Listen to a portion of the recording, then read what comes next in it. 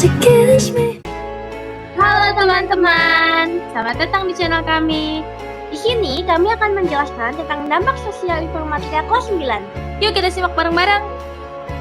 Sebelum memulai materi, izinkan kami berdua memperkenalkan diri kami masing-masing. Perkenalkan, nama saya Aira Gumiananda.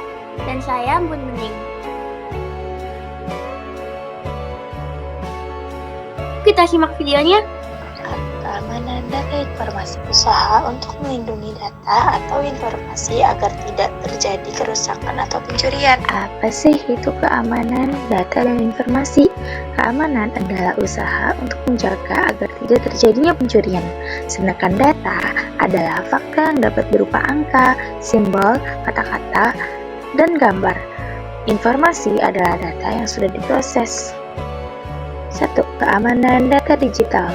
Peretasan adalah masuk ke dalam sistem informasi perangkat orang lain tanpa izin pemiliknya dengan cara menyebarkan virus atau membobol situs web untuk mencuri dan merusaknya. Peretas atau peretasan dibagi menjadi dua, yaitu hacker dan cracker.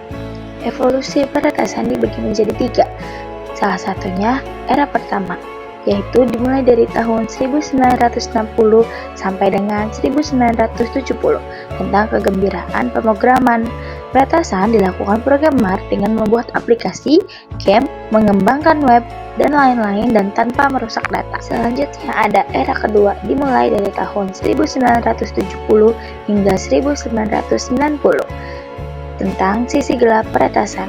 Peretasan sudah mulai dilakukan untuk merusak, mencari data orang lain, salah satunya dengan munculnya worm atau Morris Worm 1988 yang dapat menyebar melalui komputer dan mengandalkan file untuk memperlambat kerjanya. Yang terakhir ada era ketiga dari tahun 1990 hingga sekarang. Ini adalah alat untuk kejahatan positif dan atau negatif. Yang pertama ada black hat hacker. Ini adalah masuk ke sistem orang lain tanpa izin dan merusaknya, sama saja dengan cracker. Yang kedua ada white hat hacker. Ini adalah masuk ke sistem orang lain dengan izin dan tidak merusak. Yang ketiga ada grey hat hacker. Ini masuk ke sistem orang lain tanpa izin tapi tidak merusak, sama saja dengan hacker. Perkakas dan peretasan dibagi menjadi beberapa bagian. Yang pertama ada virus. Virus adalah malware yang merusak dengan cara menginfeksi hardware maupun software melalui media baik itu hardware maupun software dan akan menyebar ketika dijalankan. Yang kedua ada worm. Worm adalah malware yang menyebar dengan sendirinya tanpa memerlukan interaksi antar penggunanya dalam sebuah jaringan komputer dan akan menyebabkan komputer menjadi lambat karena worm menggandakan file sehingga media penyimpanannya menjadi penuh. Yang ketiga, Trojan. Trojan adalah malware yang terlihat senyap tetapi dia akan bekerja setelah program beberapa waktu dijalankan.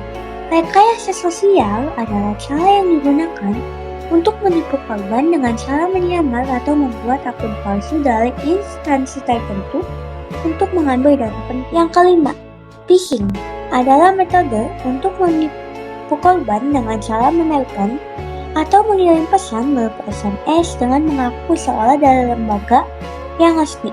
Lalu, pelaku mengirim link agar korban memasukkan data pribadinya. Yang keenam, farming adalah metode menipu korban dengan cara mengambil alamat IP address lalu menguji DNS dalam browser yang digunakan untuk selalu menuju ke alamat website palsu yang sudah mereka sediakan untuk mencuri data tersebut. Yang ketujuh, spyware adalah malware yang dapat memantau dan merekam aktivitas pengguna. Yang kedelapan, ransomware adalah malware yang mampu mengenkripsi beberapa atau semua file dan menampilkan pesan yang menuntut pembayaran. Untuk mendekripsi file bisa menyebar media sosial, aplikasi pesan instan berbasis web. Yang kesembilan, backdoor. Backdoor adalah metode untuk masuk ke dalam sistem jaringan komputer dengan memanfaatkan kelemahannya dan biasanya dikendalikan dari jarak jauh. Yang ke-10, botnet adalah metode untuk menyebarkan malware dengan memasangkan beberapa komputer bervirus yang dikendalikan oleh komputer server. 2. Kerawanan di dunia digital. Ada berapa sih keamanan di dunia digital? Yang pertama, keamanan di sistem operasi. Kedua, keamanan di internet. Dan yang ketiga, keamanan pada sifat manusia dan Internet of Things. Materi kedua yang akan kita pelajari dari dampak sosial informatika adalah perkakas untuk melindungi data dan informasi. Metode atau cara yang dapat digunakan untuk melindungi data dan informasi. Metode yang dapat kita gunakan untuk melindungi data. Yang pertama, ada enkripsi. Enkripsi adalah metode keamanan data dengan cara merubah data asli ke dalam bentuk data sandi, agar data tidak dapat dicuri dan dibaca oleh orang lain. Metode ini dilakukan sebelum data dikirim melewati jaringan komputer atau jaringan internet. Metode yang kedua adalah antivirus.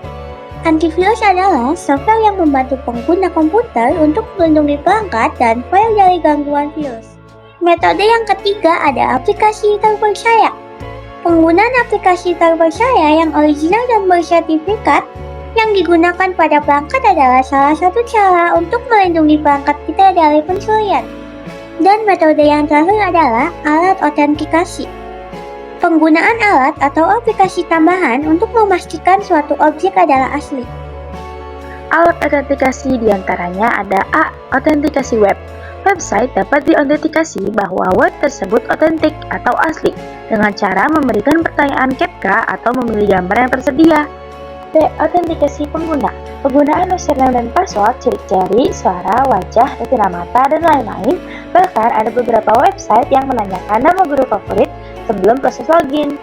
C. Biometrik. Biometrik adalah karakteristik biologis yang unik dari setiap individu, seperti sidik jari, retina mata, struktur wajah, dan geometri tangan. Autentikasi multifaktor. Penggunaan beberapa autentikasi seperti penggabungan PIN dan biometrik. D. Autentikasi multifaktor. Pada teknologi autentikasi terdapat 3 kategori teknologi. Yang pertama, sesuatu yang diketahui pengguna seperti password, PIN, dan username. Yang kedua, sesuatu tentang diri pengguna seperti suara, sidik jari, atau retina. Yang ketiga, sesuatu yang dimiliki pengguna seperti kartu ATM dan HP.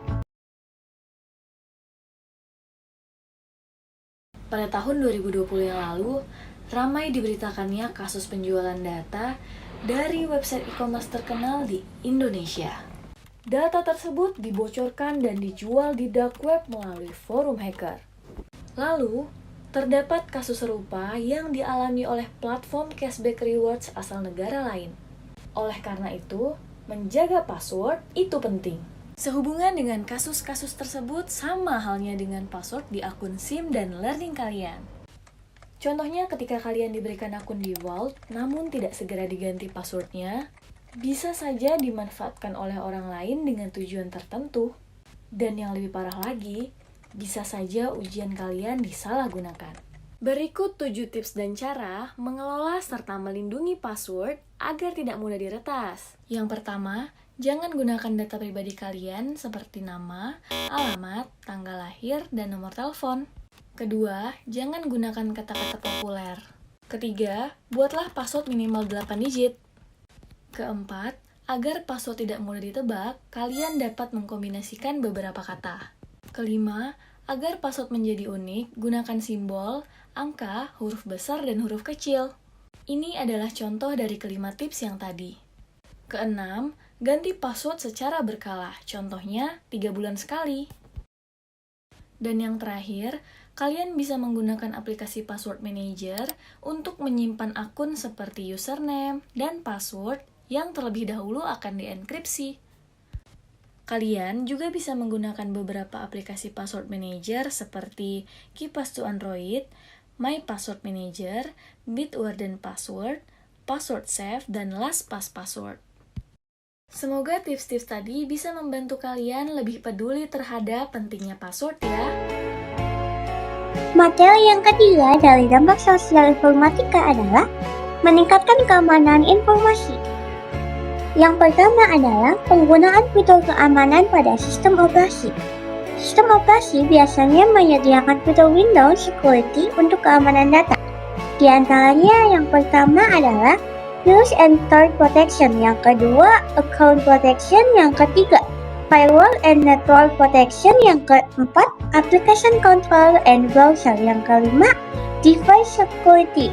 Yang keenam, device performance and health. Yang kedua adalah penggunaan fitur keamanan pada pelanggan. Fitur keamanan yang penting kita lakukan saat berkoneksi internet diantaranya: yang pertama, periksalah alamat situs. Pastikan alamat situs benar dan kita tidak masuk ke dalam alamat situs yang salah. Yang kedua, lakukan pembaruan berkala pada browser atau pelanggan. Lakukan update browser secara berkala. Dan yang ketiga adalah yakinkan simbol keamanan. Penggunaan protokol HTTPS yang tampak dengan simbol gembok pada address bar dari web yang kita akses. HTTPS menggunakan Transport Layer Security (TSL) atau Secure Socket Layer (SSL) yang melakukan proses enkripsi. Ketiga, pelacakan pada peramban atau browser. Data riwayat saat kita browsing terdapat pada cookie yang terdapat pada browser yang kita gunakan. Cookie akan memetakan kebiasaan pengguna saat berinternet dan juga dapat digunakan oleh pengiklan untuk menampilkan iklan barang yang kita sukai. Bagaimana cara cookie bekerja? Ketika kita menulis alamat web di address bar, mengklik hyperlink, maka semua aktivitas tersebut akan dicatat di cookie. Dan cookie juga dapat menyimpan informasi spesifik dari situs web yang dikunjungi. 5. Pelacakan akun. Meskipun fitur cookie telah dinonaktifkan, tetapi riwayat aktivitas pada akun tertentu masih dapat dilacak. Terima kasih telah menonton video dampak sosial informatika kelas 9 dari kami. Kurang lebihnya mohon maaf, sampai jumpa lain kali. Dadah!